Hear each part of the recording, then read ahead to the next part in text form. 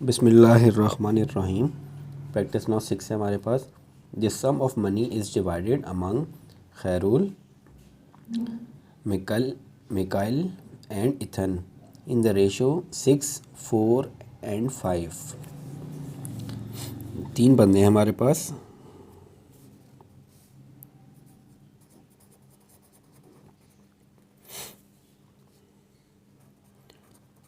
Khairul, Mikail and Ethan.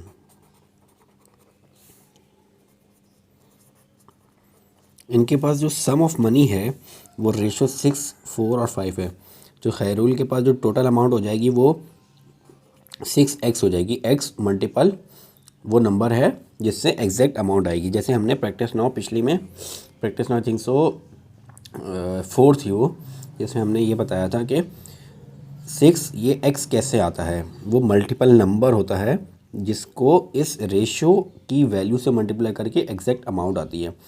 तो ये जो अमाउंट है खैरुल के पास वो $6 है, और मिकाइल के पास जो है वो 4, उसकी रेशो 4 है तो $4 मिकाइल के पास, और इथन के पास $5।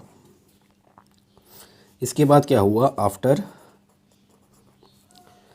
After Khairul gives 30 to Mikail. Khairul ने $30 मिकाइल को दे दी, यानी मिकाइल के पास जो 4x पहले अमाउंट थी उसमें $30 इजाफा हो गया।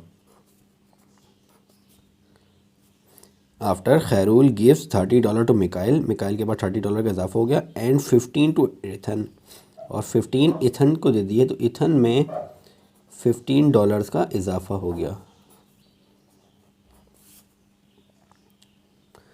अब खैरुल ने $30 दिए मिकाइल को और $15 दिए इथन को, तो खैरुल की अमाउंट कम हो गई। कितने डॉलर्स? 30 इसको दे दिए और 15 इसको। 30, 40, 45, तो $45 खैरुल की अमाउंट में कम हो गए। तो वो हो गया 6x माइनस 45। तो जो भी अमाउंट खैरुल के पास पहले थी वो 6x, और बाद में 6x माइनस 45, उसमें से $45 निकल गए। $45 में से $30 मिकाइल के पास चले गए और $15 इथन के पास चले गए। और मिकाइल के पास पहले $4 थे, अब रह गए 4x, इसमें $30 ऐड हो गए, और इथन के पास $5x थे और उसमें $15 का इजाफा हो गया।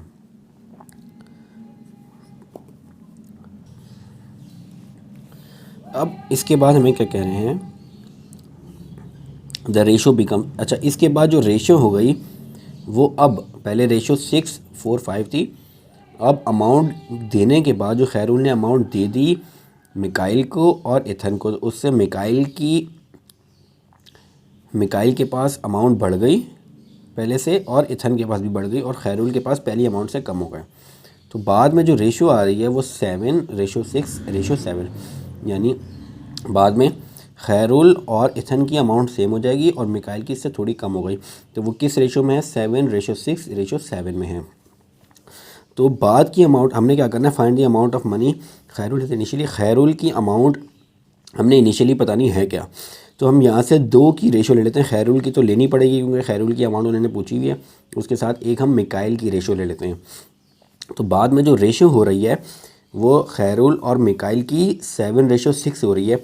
तो यहाँ से बाद वाली जो अमाउंट है वो हम देख लेते हैं। खैरुल की थी 6x minus 45 divided by Mikail की थी 4x प्लस 30। ये किस रेशो में बन रहे हैं? 7:6 में बन रहे हैं।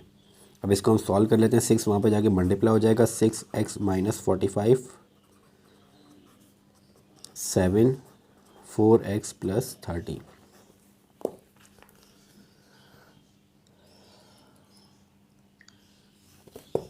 तो ये हो जाएगा हमारे पास 6 6 36x,